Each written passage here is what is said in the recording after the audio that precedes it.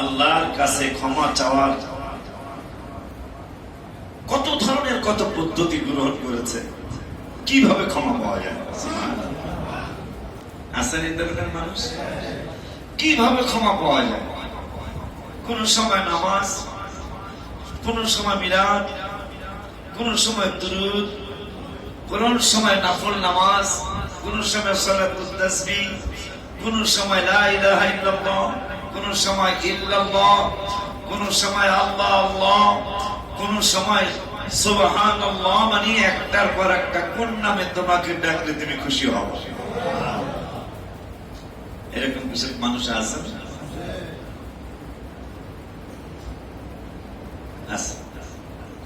কোন কাজ করলে আল্লাহ খুশি হবে? এই জন্য বিভিন্ন ভাবে আল্লাহকে সন্তুষ্ট করার জন্য আল্লাহ কিছু বান্দা চেষ্টা করতেই থাকে। আমি কি মক্কায় গেলে আল্লাহ খুশি হয়ে যাবে, নাকি মদিনা শরীফ গেলে খুশি হবে, নাকি আরাফাতে গেলে খুশি হবে, নাকি মিনায় গেলে খুশি হবে, নাকি মসজিদে নামেরায় ঢুকলে খুশি হবে, নাকি জান্নাতুল মুআল্লার পাশে গেলে আল্লাহ খুশি হবে, নাকি জান্নাতুল বাকির পাশে গেলে খুশি হবে? চেষ্টা শুধু চালিয়েই যেতে হবে। এই জন্য রব্বুল আলামিন কুরআনুল কারীমে ফুরকানুল হামিদে আল্লাহ সুবহানাহু ওয়া তাআলা ওয়াজ করলেন, বক্তৃতা করলেন, কাদ আফলাহা, নিশ্চয়ই তারা মুক্তি পাবে। কারা মুক্তি পাবে? আমার আল্লাহকে মান তাযাক্কা, যারা তাজকিয়ায়ে নফস, নিজের হিসাবে গুনার হিসাব নিজে করে, অন্যের বলা লাগে। খালি কিছু ভাই বারাদার আমাদের আছে, খালি অন্যের দোষ খোঁজে, নিজেরটা একবার।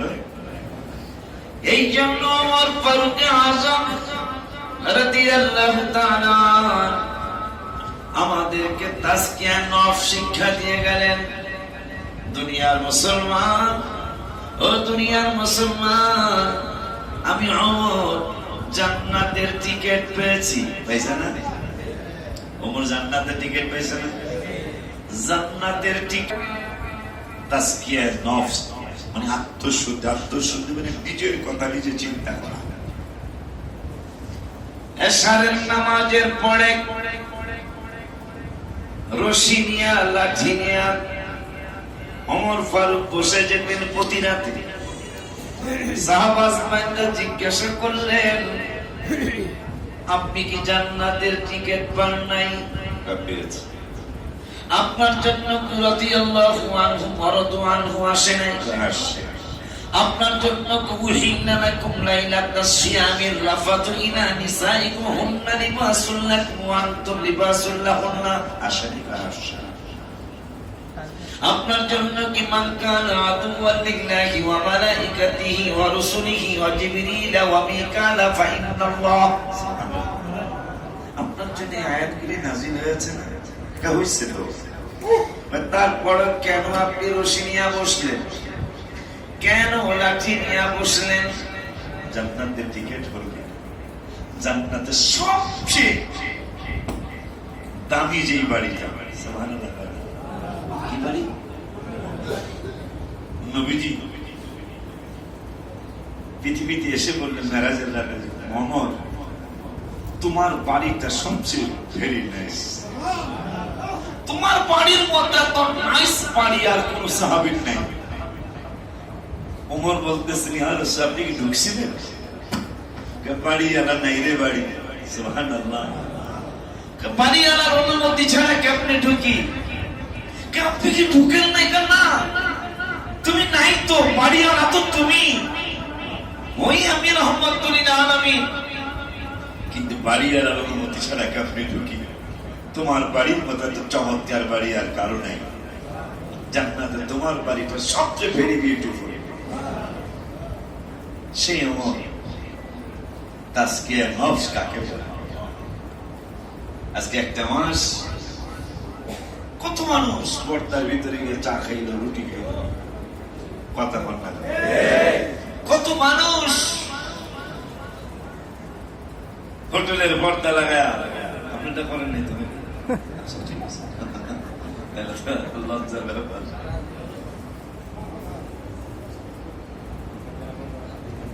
সামনে দিয়া হরদা লাগায়, পিছন দিয়া দরজা খোলা, ওপর দিয়া ফিটফাট, খাওয়া দাওয়া।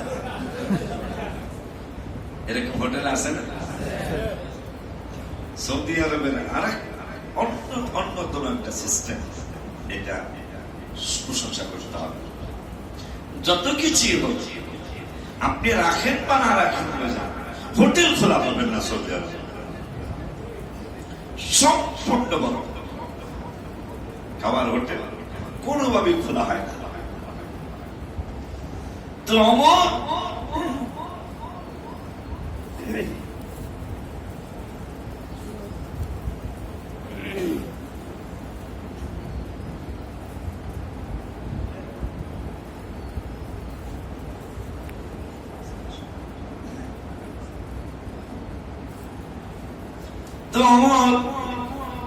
ফারুক আযম রাদিয়াল্লাহু তাআলা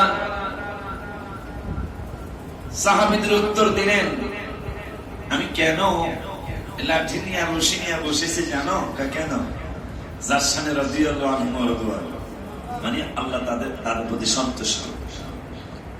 আজকে সেই সাহাবীদের ব্যাপারে বলা হয় নবীজির পরে সাহাবীরা বেদাতি হয়ে গেছে। তবে আজকে একটা কথা বলি, ঈদের দিনে 2025 রমজানের ঈদ উল ফিতরের দিনে, এটা গুগলের মধ্যে ঢুকে যাবে ইনশাআল্লাহ, হয়তো একটা কথা বলি, আর এদের কথা শোনারই দরকার।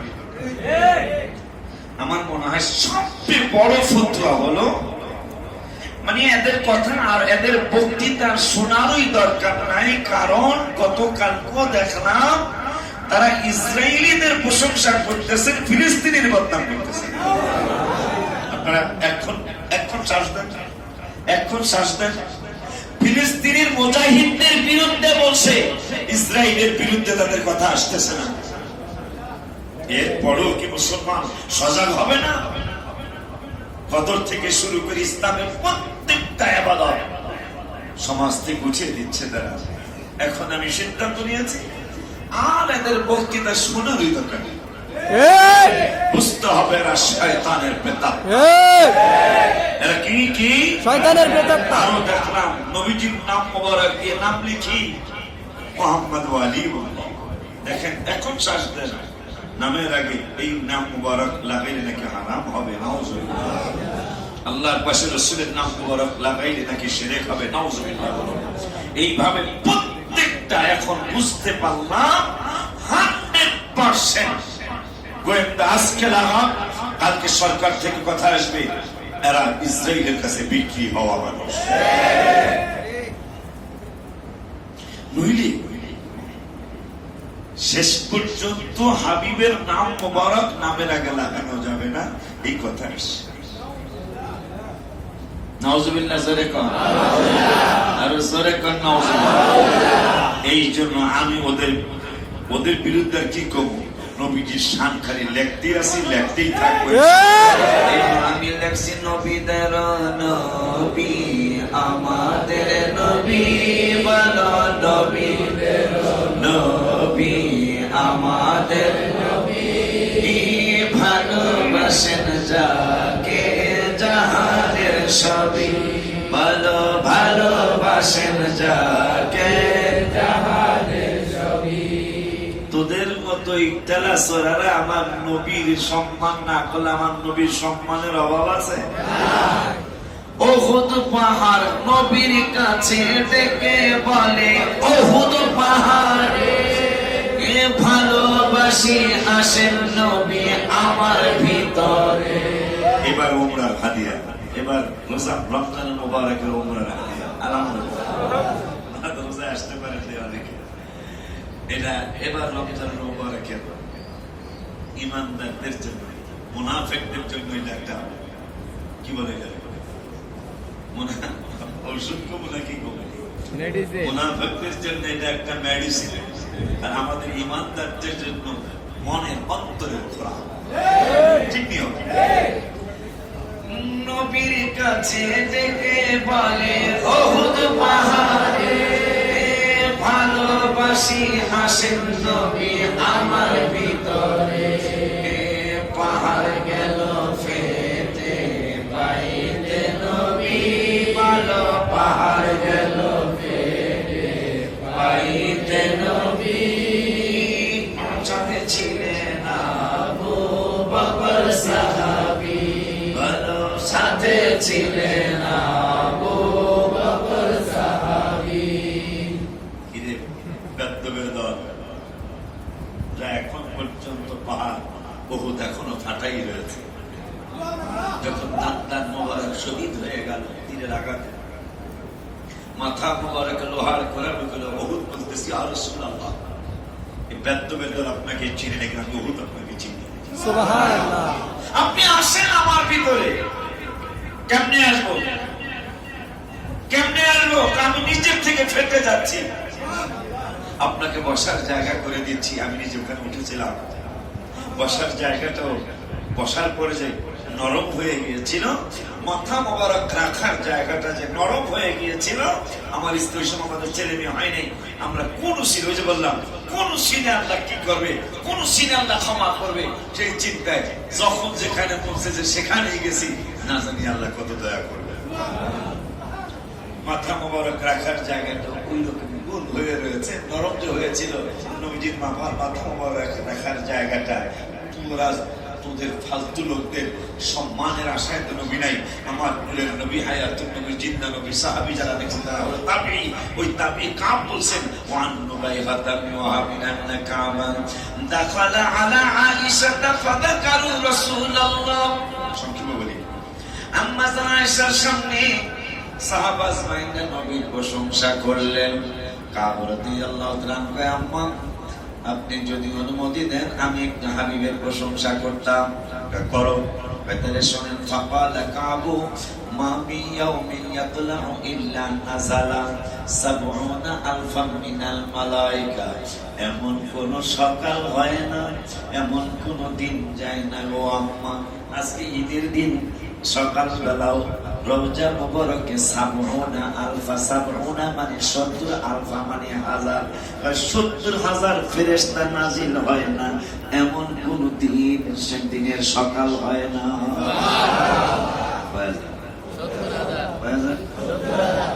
আমার ভিডিওতে ইউটিউবে আছে। তোদের সালামের জন্য আমার নবীর কিছু আসে যায়। একটু আগে আমি বলেছি পাগলা জানি গজল করলো, নামাজের ভিতরে কাউকে সালাম দেয়া যায় না, নামাজের ভিতরে কাউকে তাড়াতাড়ি বিস্তারিত সালাম দেয়া যায় না, নবীকে সালাম না দিলে নামাজ তো ভাই হয় না। সান্তুর বাপ যাইবা করবা, নামাজ পড়তে হইলে নবীকে লাগবে।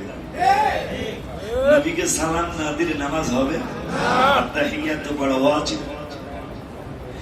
জানাজা পড়বা, আল্লাহ কয় জানাজা তো আল্লাহ পয়সাও ওয়াজিব করতে পারতো, ফরজে কিফায়া বলে আলাদা দাঁড়ায় করতে। প্রথম ২ তাকবীরে যা করবি, তৃতীয় তাকবীরে দাঁড়ায় সালাম দিতে হবে। আল্লাহুম্মা সাল্লি আলা মুহাম্মদ ওয়া আলা আলি সাইয়্যিদিনা মুহাম্মদ কামা সাল্লাইতা ওয়া সাল্লামতা। সুবহানাল্লাহ। দাঁড়ায় না বয়া? জানাজা কি বয়া পড়ে? দাঁড়ায় না সামনে যাবি করে বক্তিয়া নামাজ পড়বি তাও সালাম দিতে হবে, জানাজা পড়বি তাও নবীকে সালাম দিতে হবে। নবীজির সালাম দেওয়া ৪ তাকবীরের নামাজ হবে? আবু রাদিয়াল্লাহু তাআলা বলছেন, মা এমন কোন দিন পার হয় না যে দিন সকালবেলা ৭০,০০০ ফেরেশতা রওজা মুবারকে নাজিল হয় না, এমন কোন দিন যায় না। আম্মা কারা করে কি? কারা করে হলো মা বিয়াউমিন ইয়াতলাউ ইল্লা নাযালা ৭০,০০০ মিনাল মালায়েকা ইয়াহুফু বিকবরি রাসূলিল্লাহি সাল্লাল্লাহু আলাইহি ওয়াসাল্লাম ইয়াদরিবুনা বিআজনিহাতিহিম ওয়া ইউসাল্লুনা আলা আদবারিহিম। রওজা মুবারকটা মাঝখানে রেখে চতুর্দিকে ঘুরে একদম সালাম করে। কতক্ষণ পরে হাত্তা ইদা আমসাও, আমসা মানে সন্ধ্যা, সকালে নাজিল হয়। মুসলমান কাবার মাঝখানে রেখে তাওয়াফ করে, আর ফেরেশতারা রওজা মুবারক মাঝখানে রেখে তাওয়াফ করে।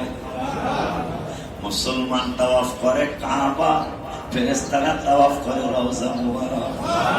মুসলমানরা গুনাহগার কম আর বেশি, ফেরেশতাদের গুনাহ নাই। বেগুনা মাসুম করে রওজা মুবারক আল্লাহ তাওয়াফ করে, আর গুনাহগার দিয়ে কাবা তাওয়াফ করে। এই জন্য খানায় যত জায়গায় কোরআনে ইয়া আইয়ুহান নাস আছে, এই কথাটা মনে রেখে সারা জীবন ইয়া আইয়ুহান নাস।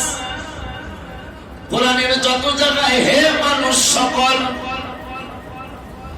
এই কথা যত জায়গায় আসছে, এই কথা আসছে মক্কার মানুষের জন্য। মানে অনেকে পাঠ করা ছিল কথা কয়।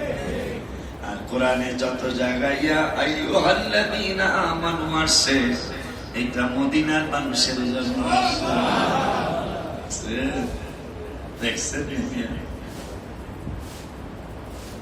এই জন্য আমি গজলের মধ্যে লেখছি, ওরা তো শয়তানি, আমরা লিখবো গজল। মারহাবা। আমার হাবিবের পক্ষে কথা কয় না। নবীর কাছে থেকে বলে ওহুদ পাহাড়ে ভালোবাসি আসেন নবী আমার ভিতরে। এ পাহাড় গেল ফেটে পাইতে নবী, বলো পাহাড় গেল ফেটে পাইতে নবী। সাথে ছিলেন আবু বকর সাহাবী, সাথে ছিলেন আবু বকর সাহাবী, সাথে ছিলেন আবু বকর সাহাবী। জাবালে হেরা জাবালে নূর নবীর ছোঁয়াতে, অন্ধকারে শুই পাওয়া যায় চেহারার আলো।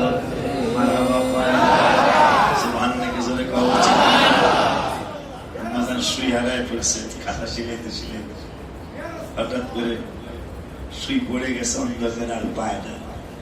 হঠাৎ করে নবী সাল্লাল্লাহু আলাইহি ওয়াসাল্লাম ঢুকছেন নবীজির চেহারা মুবারকের আলোতে। এই গজলটা কিন্তু 17 চলতি মাসে, চলতি 31 আছে 17/3/2025 বিকাল 3:00 সময় রওজা মুবারকের সামনে বসে 2025 এই গত 17/3/2025 বিকাল 3 আমি রওজা মুবারকের সামনে ছিলাম।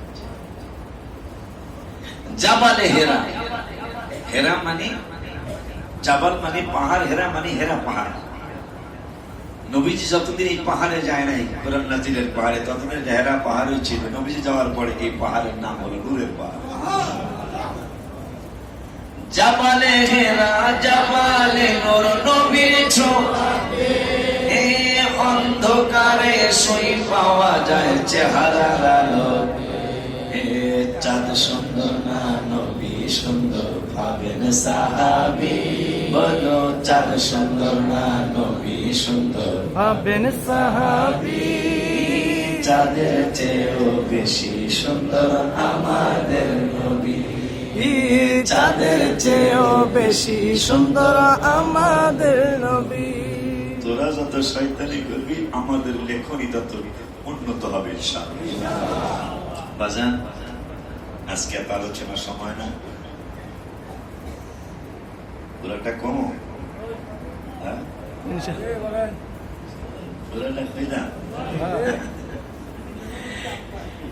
আম্মাজান খাদিজা কি ছিল নবীকে আর ওই পাকপারের দল। তবে আল্লাহর কোরআন যা বলছে তাতে এদের মা যারা, তাদেরকে জিজ্ঞাসা করলে বাবা যদি আসলে কেমনে জন্ম হলো, আপনারা জিব্বা কামড় দেন।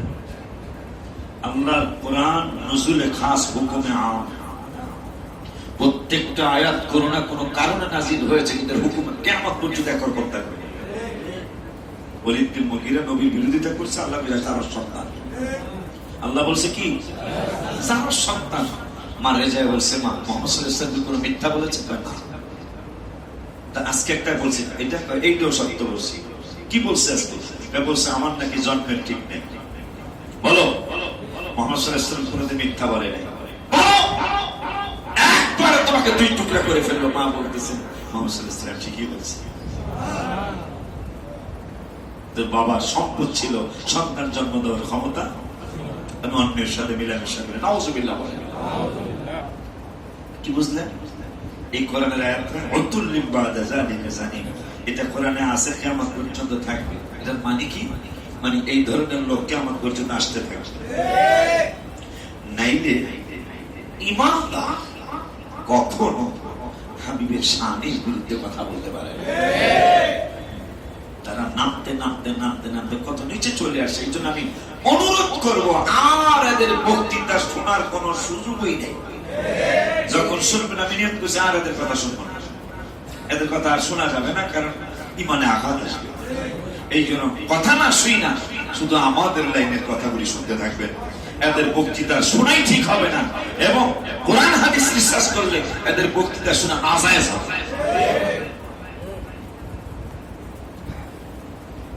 মা খাদিজা নবীকে কি ছিল আর এই বাটপারের দল কি ছিল?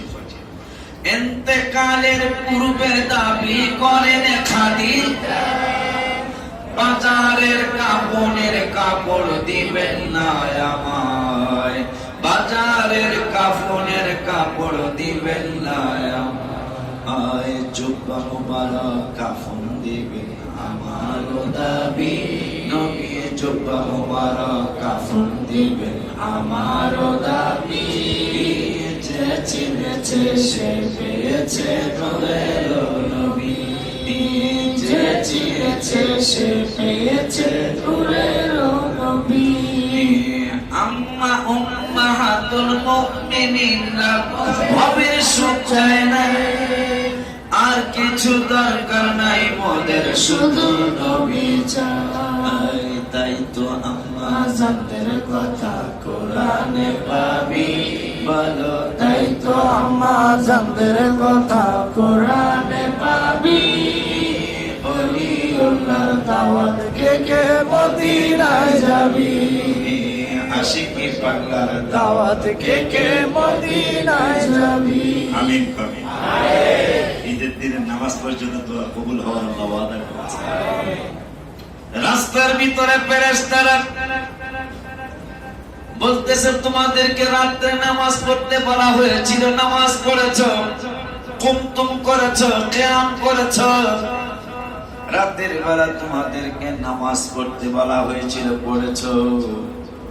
দিনের বেলা রোজা রাখতে বলে ফাসন্তম করতে বলা হয়েছে, করেছো। আজকে তোমাদের আর কষ্টের দিন না, সেমাই খাবা, পোলাও খাইবা, কোরমা খাইবা। এরপরে তোমাদের ব্যাপারে আল্লাহর ঘোষণা, তোমরা মুক্তি পাবা। আজকে তোমাদের বিনিময় নেওয়ার দিন। কি নেওয়ার দিন? আজকে তোমাদের বিনিময়